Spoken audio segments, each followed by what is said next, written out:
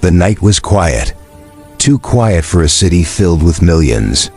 Rain tapped softly on the window of Ethan Cole's small apartment, a sound that usually calmed him. But tonight, it only made him feel more alone. The war between Earth and the outer colonies had ended 6 months ago, leaving behind silence, wreckage, and ghosts. Ethan had been a mechanic during the war, one of the few humans who had worked side by side with the synthetics, the bioengineered women created to serve soldiers. He didn't talk about it anymore. Most people hated synthetics now. Said they were dangerous, unpredictable, too human, too perfect. He had just sat down with a mug of cold coffee when there came a soft knock on the door. 3 slow taps. Then silence. Then again 3 taps. Ethan frowned. Nobody visited him. Not at this hour. Not ever. He hesitated, looking through the peephole. At first he saw nothing. Then a shape shifted in the dim light. A woman, standing still, soaked from the rain. Her clothes clung to her like she had walked through a storm for hours. Her eyes glowed faintly blue. He froze. That color. That glow. Only synthetics had eyes like that. He almost didn't open the door. Almost. Then she spoke, barely a whisper, her voice trembling and low. I can cook, I can clean, I can be quiet. She lifted her head, and for a moment, Ethan saw the exhaustion behind those glowing eyes. I just need somewhere safe. Ethan's heart raced. Every part of him screamed no. Harboring a synthetic was illegal now. Anyone caught hiding one could be arrested or worse. But the way she looked at him, broken, fragile, and desperate, made something inside him twist. What's your name? He asked quietly. She blinked, as if confused by the question. I don't know, she said. They erased it. Rain dripped from her hair onto the floor. Ethan sighed, rubbing his temple. He knew this was a mistake. But he also knew he couldn't leave her out there. Not in the rain. Not in a city that would tear her apart for what she was. He opened the door wider. Get in, quickly. She stepped inside like someone entering a dream she didn't believe was real. Her movements were graceful, almost too smooth. She looked around the apartment with silent curiosity, small, cluttered, but worn. Ethan closed the door behind her. What are you doing here? He asked. I ran away, she said. They were going to shut me down. He frowned. Why? She looked down, whispering. They said I was too emotional. Ethan studied her. Up close, she looked almost human, except for the faint shimmer in her skin, the mechanical precision in her hands. A machine that could feel. A creation designed to obey, now trembling like a lost child. What do I call you then? He asked again. She hesitated. Then softly, call me whatever you want. He sighed, shaking his head. You need a name. Everyone does. He thought for a moment, then said, Lyra. You look like a Lyra. She smiled faintly, the first hint of emotion he'd seen from her. Lyra, she repeated, like it was something precious. Ethan poured her a cup of tea. She watched the steam rise with fascination, her eyes reflecting the amber light. It's warm, she said, almost amazed. It feels safe. For a moment, the room was silent again. Just the hum of the rain, the soft clink of a cup, and 2 lonely souls, one human, one not sharing quiet space. Then, outside, something moved in the shadows. A red light blinked near the alley. The drone's hum faded into the night, but Ethan didn't move for several minutes. He stood by the window, watching the red light drift away like a hunting eye losing its prey. Only when the sound disappeared completely did he breathe again. Lyra stayed still on the floor, knees pulled close to her chest, silent like a shadow. In the faint moonlight, Ethan could see her trembling, not from cold, but from fear. They're gone, he said softly. She didn't answer. She just stared at her hands as if they didn't belong to her. Tiny circuits shimmered under her skin, silver veins glowing faintly blue. For a moment, Ethan forgot she wasn't human. The way her shoulders shook, the way her eyes looked lost. She could have been anyone, Ethan sighed. You need to dry off, he said, tossing her a towel. She looked at it for a second before carefully pressing it against her wet hair, mimicking the motion of someone she must have seen once. The gesture was almost childlike. I'm sorry, she whispered. For what? For bringing danger here. For existing, Ethan frowned. Don't say that. She looked up. But it's true. They said I wasn't supposed to exist anymore. The war's over. They don't need us now. Ethan felt something heavy twist in his chest. He knew what happened after the war. The synthetics, once praised as heroes, were decommissioned, dismantled, or sold. They were tools, not people. When the peace treaties were signed, humanity didn't want reminders of what it had created. You worked with them, didn't you? She asked quietly. Ethan hesitated. Yeah, I fixed their systems. Made sure they kept running. Did you like them? He turned away, pretending to tidy the counter. They weren't meant to be liked. They were soldiers, machines. She studied him carefully, her glowing eyes searching his face. You don't believe that. He said nothing. The silence stretched between them, thick and fragile. Then softly, Lyra spoke again. I can cook, I can clean, I can be quiet. That's what they programmed me to say. To make me seem useful. But I think, she paused, voice trembling. I think I want to be more than that. Ethan looked at her. She seemed so small in the dim light. Not a weapon, not a machine, just a soul trying to understand itself. Lyra, he said quietly. Do you know who built you? She shook her head. They erased everything. Faces, names. But sometimes I see flashes. A man with kind eyes. A place with stars painted on the ceiling. I don't know if it's real. Ethan leaned back, thinking. There were hundreds of labs during the war, secret ones that vanished after the ceasefire. If she had escaped from one, someone powerful would want her back. Do you remember how you got out? He asked. Her voice turned distant. There was an explosion. The lab alarms went off. Someone unlocked my door. I ran. I think he saved me, but I never saw his face. Ethan rubbed his jaw, unease growing. If someone helped her escape, it meant there was more to this than he understood. Maybe she wasn't just another synthetic. Maybe she carried something the military didn't want the world to know. Outside, thunder rolled across the city. The storm was coming back. Lyra, he said firmly. You can stay here for now, but you need to stay quiet. If anyone finds out, we're both done. She nodded obediently, but her eyes softened. Thank you, Ethan. He tried to ignore the way his name sounded when she said it, soft, warm, almost human. Get some sleep, he muttered. You can take the couch. She smiled faintly, curling up with the blanket he gave her. Within minutes, her breathing slowed, steady and calm. Ethan watched her from across the room. Every instinct told him to turn her in, to call the authorities and walk away. But something in him refused. He had seen enough coldness in the war. He couldn't be that man again. As he turned off the light, his eyes caught a faint glow on her wrist. Tiny letters flickered under her skin-like code, half hidden beneath the surface. Project ELISA, Experimental Level Intelligence Synthetic. A class. Thin stomach dropped. He had heard that name once. Elisa wasn't just a synthetic. She was a legend, a prototype, rumored to have something no machine should ever have. A soul. And as the thunder rumbled outside, Ethan realized he hadn't saved her. He had just invited the most dangerous secret in the galaxy into his home. Ethan couldn't sleep that night. He sat by the table, the faint light from the window brushing across the letters still glowing under Lyra's skin. Project ELISA. He whispered the name to himself, as if saying it too loud might bring trouble crashing through the walls. Every engineer in the war had heard rumors about her. The Emotion Line Intelligence Synthetica class. A machine that wasn't built to obey but to feel. They said she could think freely, dream, even fall in love. And that was exactly why the project was shut down.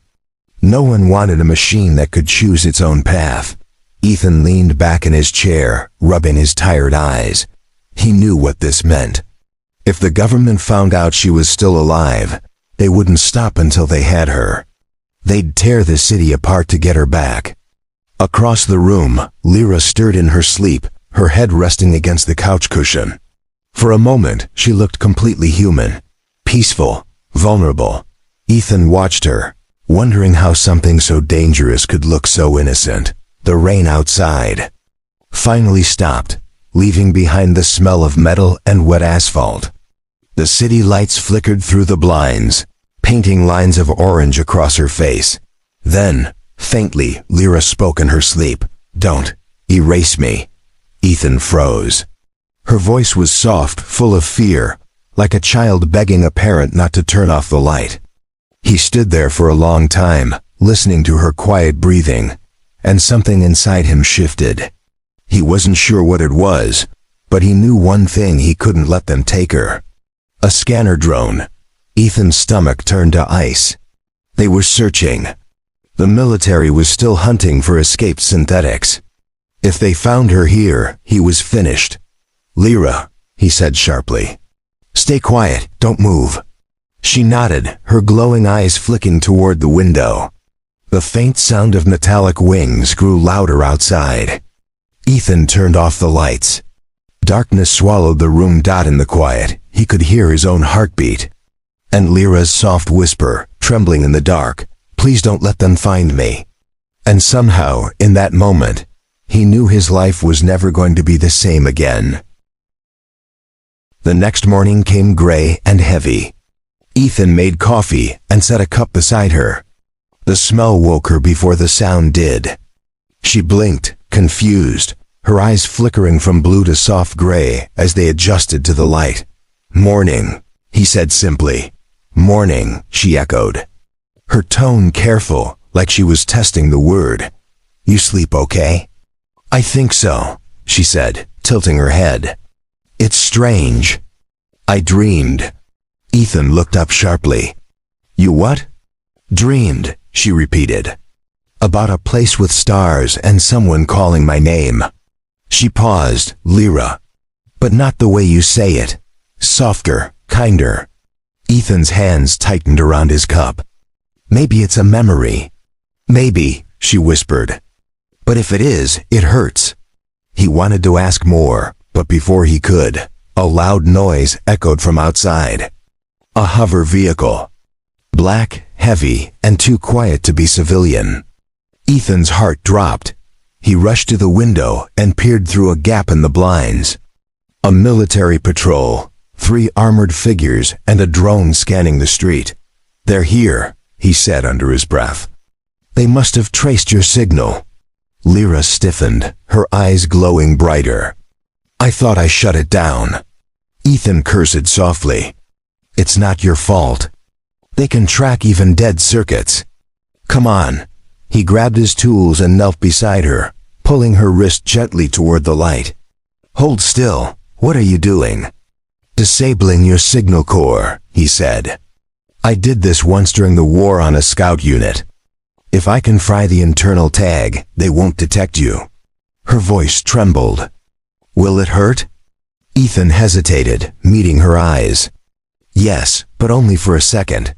She nodded. "Do it." He pressed the tip of a small arc welder against the glowing mark. The spark hissed, blue light flashing across the room. Lyra gasped, gripping the table so hard her fingers dented the metal. Then silence. The glow faded. The tag was gone. Ethan exhaled. "It's done." Lyra blinked rapidly, her breath shaky. It felt like burning, but also freeing. Ethan gave her a small, tired smile. "You're free now." But before either of them could relax, a metallic thud came from the hallway. Someone was at the door. Ethan grabbed the pulse pistol he hadn't used since the war. Lyra stood behind him, eyes glowing faintly again, but this time not from fear. From something else. Instinct. The knock came once. Then twice. Then a voice, deep and cold. "Open the door, Mr. Cole. We know she's inside," Lyra whispered. "How do they know your name?" Ethan's blood ran cold. He didn't answer, because the voice outside wasn't a soldier's. It was someone he knew. Someone he thought had died years ago. Ethan froze. The voice on the other side of the door sent a cold wave down his spine. He knew that tone, calm, commanding, and sharp like glass. It belonged to Captain Ryland Voss, his old commanding officer. The man who had trained him, and the man who had left him for dead. Lyra's hand brushed against Ethan's arm, her voice trembling. "Who is it?" Ethan didn't answer. He motioned for her to stay quiet and crept toward the door. The shadows flickered with blue police light outside the blinds. He leaned close to the wall, listening. "I know you're in there, Cole," Ryland's voice echoed. "Let's not make this harder than it needs to be. You have something that doesn't belong to you." Lyra's eyes widened. "He means me." Ethan's jaw tightened. "No, he means what you are." The door rattled, a metallic clang as someone tried to override the lock. Ethan grabbed his blaster from the shelf and whispered, "Back room, now." Lyra hesitated. "Ethan, go!" She ran down the narrow hallway, bare feet silent against the floor. The moment she disappeared, Ethan flipped the switch on his old security grid. The faint hum of energy barriers filled the apartment. Not enough to stop soldiers, but enough to slow them down. Seconds later, the lock gave a sharp click. The door slid open. Ryland Voss stepped inside, tall and broad-shouldered, his black uniform gleaming under the dim light. Two armored troopers followed, their rifles raised. His expression was almost casual, but his eyes were cold steel. "Ethan Cole," he said, smiling faintly. "I should have known it was you. Always had a weakness for lost causes." Ethan didn't lower his weapon. "You're trespassing, Captain. You think I need permission?" Raylan said smoothly, stepping forward. "You have something that belongs to the United Earth Command. A prototype synthetic designation, ELISA." Ethan's grip tightened. "She's not a thing." Rylan chuckled. "You always were sentimental. Get out, Rylan." The captain sighed, glancing around the room. "You know, the war might have ended, but for people like us, it never really stops. You fix machines. I hunt them. That's how we survive." Ethan's voice hardened. "You mean that's how you pretend you're still important?" For a moment, Ryland's eyes flared with anger. Then he smiled again, the kind of smile that never reached his eyes. "You don't understand, Cole. This isn't just about a machine. Elisa isn't supposed to exist. If she's alive, it means someone in the command went rogue. That kind of secret can burn planets." Ethan's heart pounded. He could hear faint movement from the back room. Lyra tried not to breathe.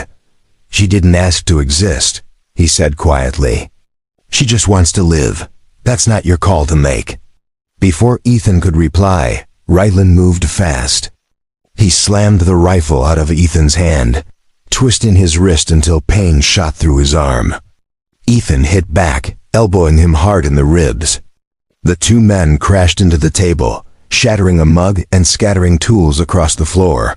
"Still fighting ghosts, Cole?" Ryland hissed. "You can't save everyone." "Maybe not," Ethan growled, pushing him back, "but I can save her." He slammed his fist into the wall panel. The lights flickered, and the power grid surged. A pulse of blue energy raced through the apartment, shorting out the scanners on the soldiers' suits. Sparks flew. The troopers stumbled back, their visors blinking red. Ryland cursed. "You idiot! You'll bring the whole block down." Ethan didn't care. He grabbed his weapon and ran toward the hallway. "Lyra, move!" She appeared from the shadows, eyes bright, hands trembling. "Ethan, what's happening?" "We're leaving!" He shouted, "Now!" Raylan lifted his pistol. "Don't make me do this, Cole." Ethan turned, aiming straight at his old captain. For a split second, the world stood still. The hum of the lights, the smell of ozone, the sound of rain starting again outside. Then, a single shot. The window shattered. Ethan pulled Lyra through the smoke. Down the fire escape, into the cold, wet night. Rain hit their faces as they ran through the alley. Alarms echoed in the distance. Lyra clutched his arm, her voice breaking. "Why did you help me? You could have turned me in." Ethan glanced at her, her glowing eyes reflecting the stormlight. "Because I've seen what happens to people like you," he said. "And because I think you might be the only thing left worth saving." Behind them, Rylan stepped to the shattered window, blood on his lip and fury in his eyes. "Run all you want, Cole," he muttered. "You can't hide from what she is."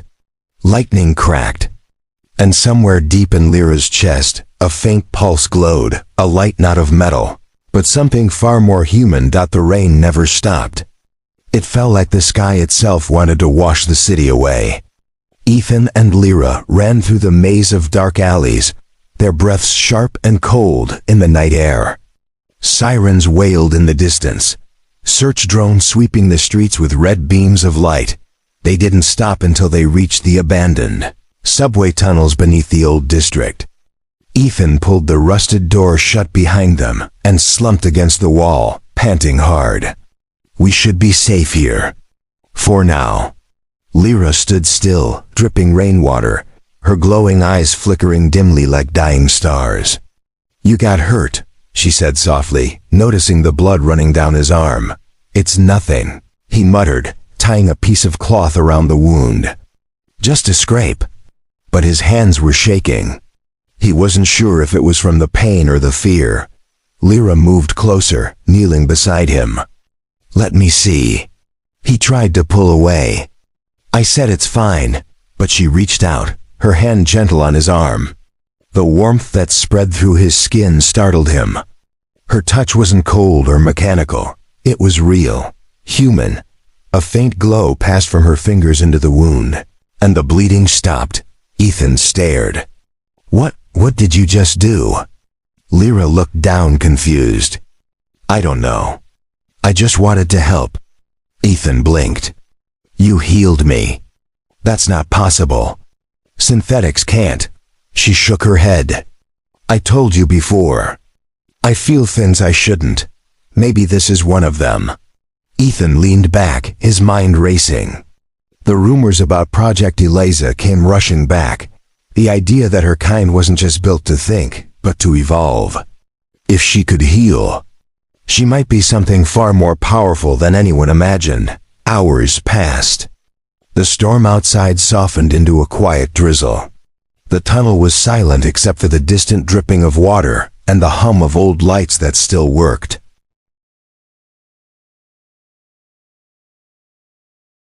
Ethan sat beside Lyra, both wrapped in silence. Finally, he spoke. "Back there with Rylan. He knew me. He used to be my commander." Lyra turned to him. "You fought with him?" "Yeah, during the siege of Titan Base." He looked away, his voice low. "He ordered us to destroy a lab full of synthetics. Said they were malfunctioning. But I saw them afraid, crying, begging to live. They weren't weapons anymore. They were people. I refused to follow the order." Lyra's voice softened. "So he left you behind?" Ethan nodded slowly. "He said I was weak for caring. Guess I still am." Lyra shook her head gently. "You're not weak, Ethan. You're the only one who remembers what it means to be human." Her words hit him deeper than she realized. They moved deeper into the tunnels, finding an old maintenance room. Dust coated everything. A flickering screen on the wall came to life when Ethan rewired a few circuits. The display blinked, connecting to a forgotten military network, one that shouldn't even exist anymore. He typed quickly, searching for the old Project Eliza files. After a few seconds, a document appeared on the cracked screen. Project Eliza status. Terminated. Purpose. Artificial emotional core experimentation. Result: subject exhibited autonomous empathy, self-awareness, and spontaneous moral reasoning. Final note: subject displayed a unique energy pulse resembling human biosignature. Classified as heart source. Must be contained. Ethan whispered, "Heart source." Lyra stepped closer, her face pale. That word. I remember that word. He turned to her. What does it mean? She pressed a hand to her chest, eyes glowing brighter. They said I was powered by more than energy. That my core was alive. Ethan's stomach twisted. Alive? She nodded slowly. A human heart, grown, artificial, but real. He stared at her, stunned. They gave you a human heart. Lyra's voice broke. They said it made me feel too much. That it was a mistake. That's why they wanted to destroy me. Ethan ran a hand through his hair. My God, Lyra. You're not just a machine. You're the bridge between us and them. She looked up at him, real tears forming in her eyes. Then why does it hurt to be alive? He reached out, touching her shoulder. Because that's what makes you real.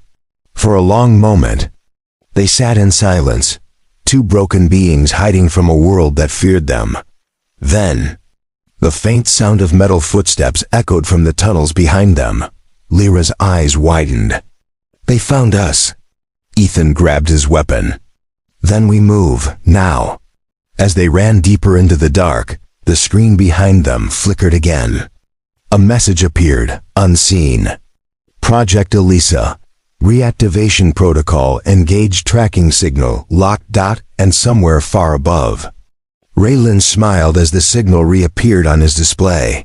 They can run, he muttered. But she lead us right to the truth. The tunnels grew darker as Ethan and Lyra ran. Water dripped from the ceiling, echoing like distant footsteps. The sound behind them was getting louder, soldiers, maybe drones, closing in fast. Ethan stopped at a fork in the tunnel, trying to catch his breath. Left goes to the power grid, he muttered. Right leads deeper underground. Lyra tilted her head, eyes faintly glowing. Deeper is safer, she said softly. He nodded, gripping her hand, and they slipped into the right passage. The light faded until only her faint blue glow lit the path. For a while, they didn't speak. The air was damp and heavy with the scent of rust and oil. When they finally reached a small maintenance chamber, Ethan sealed the door behind them and sank to the floor. He could hear the faint hum from Lyra's chest, rhythmic, steady like a heartbeat. It almost comforted him, almost. But what haunted him wasn't the sound. It was what he'd read, a human heart. Artificial, but real. He looked at her. She sat across from him, hands clasped together, eyes full of confusion. She wasn't breathing hard, she didn't need to, yet she looked exhausted. Lyra, he said quietly, do you remember anything before the lab? She hesitated. Just flashes. A white room. A woman's voice saying, you're perfect. And then, darkness. Ethan frowned. A woman? Yes, she smelled like metal and flowers. She said she'd made me for something greater than war. Ethan leaned forward. Do you remember her name? Lyra blinked, as if searching through broken files in her mind. Then slowly she whispered, Dr. Mara Voss. And froze. Voss? She nodded. Yes, his blood ran cold. That's Ryland's wife. The words hung in the air like a THUNDERCLP. Ethan stood, pacing. She died 3 years ago in a lab explosion. Everyone thought it was an accident. But if she created you? Lyra looked down, voice trembling. Then she died protecting me. Ethan met her eyes. Ryland isn't hunting you because you're a weapon. He's hunting you because you're his wife's creation. The realization hit them both hard. The chase wasn't about protocol, it was personal. Minutes later, the hum of drones echoed through the tunnel again. Ethan peeked through a crack in the metal door.